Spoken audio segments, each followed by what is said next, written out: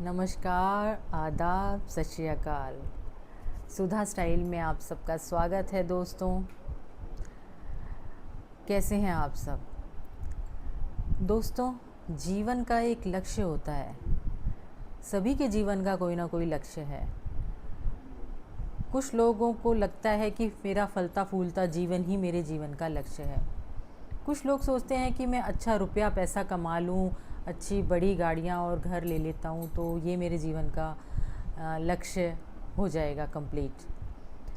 कुछ लोगों को ऐसा लगता है कि अगर मेरी सेहत अच्छी है तो बस मेरा काम ख़त्म, मेरा लक्ष्य पूरा हुआ, क्योंकि जीवन में सेहत सबसे महत्वपूर्ण है। दोस्तों, जीवन में तो जानवर भी जीवन जीते हैं, पेड़ पौधे भी जीवन जीते हैं। जानवर अपनी इंस्टिंक्ट और अपनी भावनाओं के बलबूते पे अपना जीवन व्यतीत करके चले जाते हैं।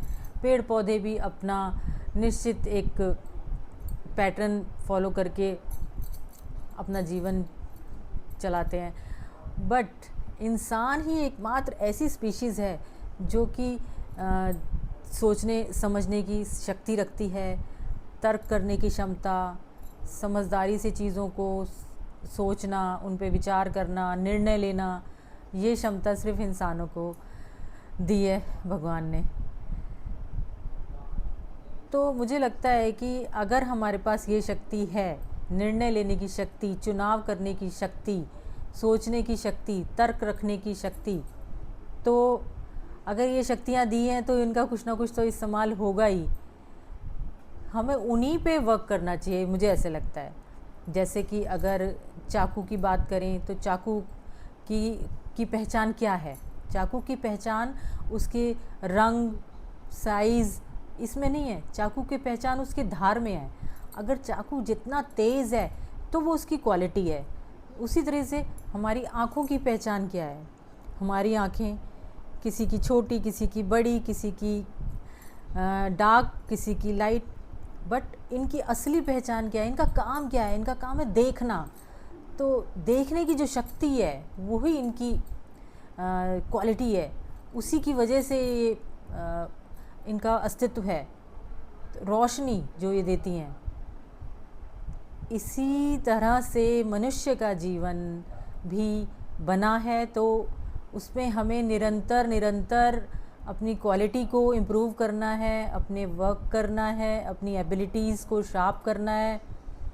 अब जैसे कि एक गिटारिस्ट है, वो गिटार बजाता है, लेकिन अगर उसने गिटार एक बार सीखा बचपन में और फिर उसके बाद उसने कभी नहीं बजाया और छोड़ दिया, तो क्या वो गिटार उतनी परफेक्शन से बजा पाएगा?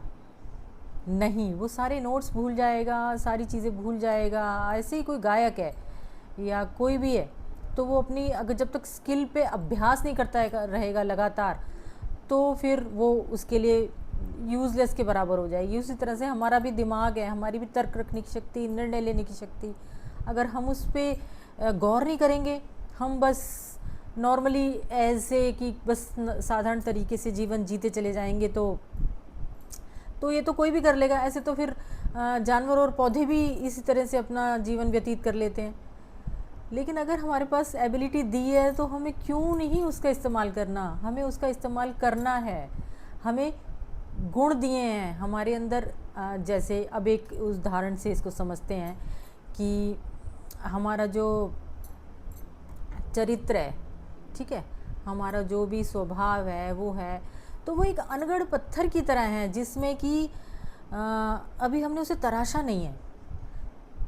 तो अगर हम उसमें अच्छे अच्छे विचार और समझदारी के विचार डालते हैं, कुछ सोच शक्ति, समझ शक्ति, तर्क शक्ति डालते हैं, तब वो विचार हमारा उस अनगढ़ पत्थर को तराशने के लिए हथौड़ी और छेनी का काम करता है।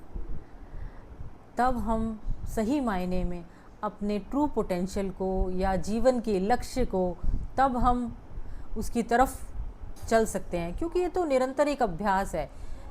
अगर आप मान लो कि आपका जीवन का लक्ष्य है सेहत को पाना, मान लीजिए थे कि भी मेरी सेहत अच्छी है, तो मैं, क्योंकि आज की डेट में सेहत पे बहुत ध्यान दिया जा रहा है, लेकिन आप ये देखिए कि सेहत के बिना तो आपकी लाइफ चल सकती है। अगर आपकी सेहत ऊपर नीचे हो तब भी आप आपकी सोचने की शक्ति, तर्क वितर्क की शक्ति से आप अपनी सेहत को ठीक भी कर सकते हो। आपके पास पैसे नहीं हैं, आपके पास धन कमाने के लिए अगर आपने अपनी तर्क वितर्क की शक्ति को शार्प करते रहे, उस पर काम करते रहे, तो आप एक दिन धन भी कमा सकते हैं। तो इसीलिए इन अ नटशेल ये कहना चाहती हूँ कि हमारे जीवन का लक्ष्य कुछ ऐसा है कि जिस पे हमें हर रोज़ काम करना पड़ेगा। हर रोज़ हमें कुछ अपने दिमाग को, अपने स्किल्स को अभ्यास करना पड़ेगा। चाहे सोचने की शक्ति है, चाहे निर्णय लेने की शक्ति है, या हम कोई भी काम कर रहे हैं तो उसको हम अपनी मतलब बेस्ट पोटेंशियल से अगर हम करते हैं तो ही वो हमारे जीवन का लक्ष्य कहलाएगा।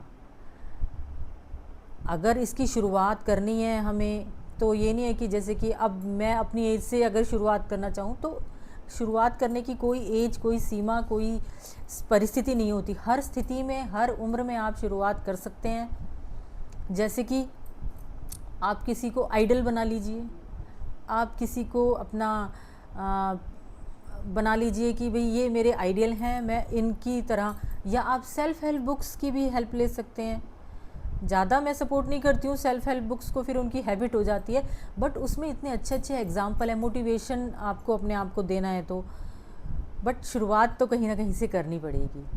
हमारे देश में इतनी सारी यंग जनरेशन है, ये देश यंग जनरेशन का देश कहलाया जाता है।